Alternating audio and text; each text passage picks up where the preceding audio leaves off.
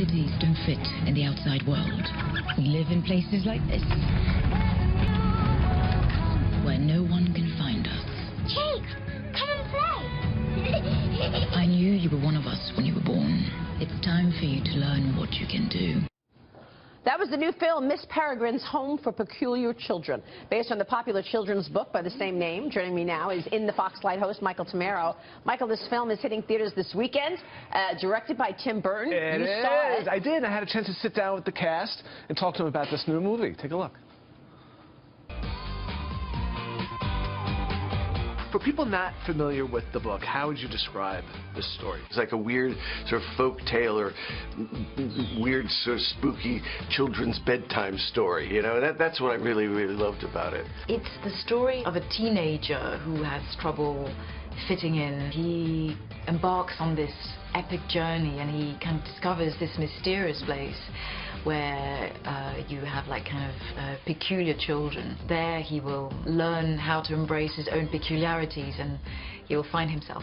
It's a very visual adventure. What Tim's so good at doing is weaving in these kind of slightly creepy and mysterious elements. Miss Peregrine is such kind of an unusual character, and I know Tim Burton calls her Scary Poppins.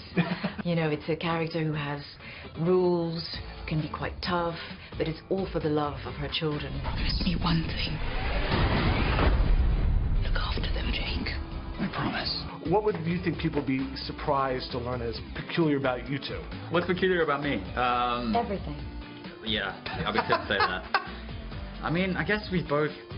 And it's easy to say just like our upbringing being kind of child actors is peculiar in itself. Sometimes people put me like in the dark femme fatale box or something, and when they meet me or you know they realize that I'm actually quite shy. So yeah, that's the real me. If you could have a peculiar power, what would Well, it be? invisibility is always a good one. But I guess the character that I most would identify was the Enoch character, who kind of making weird inanimate objects come to life. That's something that intrigues me.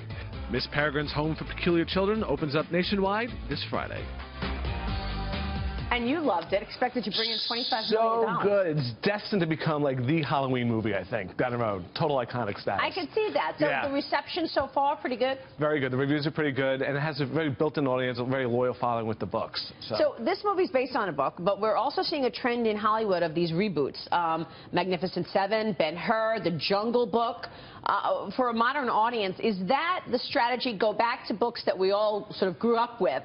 Well, and bring them to life. life. It sort of seems like a great fit. You know, go back, take a beloved movie, remake it, and possibly jumpstart a whole new franchise. And it's sort of like mixed results. Hollywood's sort of addicted to it right now.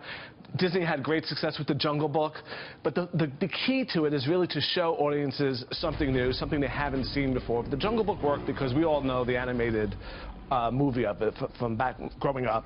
This was a live-action version. It was very fresh, very different. You know, other movies like Ghostbusters haven't done so well. Ben-Hur. Who is demanding the remake of Ben-Hur? Right. Yeah. Why has it? I mean, that's interesting because The Jungle Book did really well, yeah. But Ben-Hur sort of bombed.